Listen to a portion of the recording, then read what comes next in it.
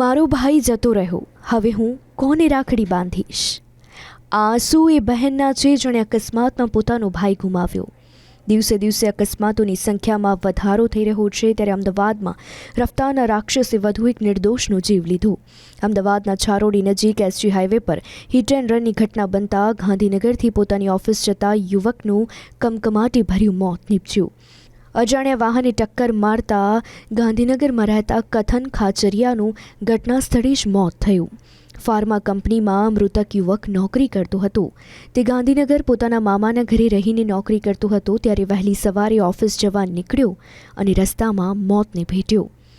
જુવાનજોત દીકરાના મોતથી પરિવાર પર આપ ફાટ્યા જેવી સ્થિતિ જોવા મળી રહી છે. હા, મારો ભાણે સવારમાં એ જોબ ઉપર જઈ રહેલો હતો. આજે એને વહેલા જવાનું હતું, તે વહેલા બાઇક લઈને નીકળ્યો હતો.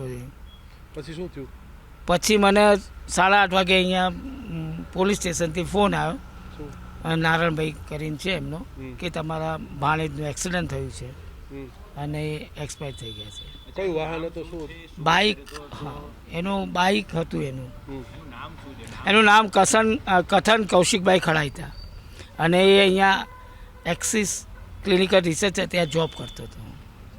સામે વાહન કયું હતું આની પાસે? એ કોઈ આઈડિયા નથી. એ ટક્કર મારીને જતા, હું જ્યારે આવ્યો ત્યારે પોલીસે એમ કીધું કે ભાઈ કોઈ વાહન એને ટક્કર મારીને જતું રહ્યું છે. સવાર મારી માંગ તો એમ છે કે સીસીટીવી બધા ચેક કરી અને જે પણ કંઈ વાહનવાળો હશે એને પકડીને લઈ આવો.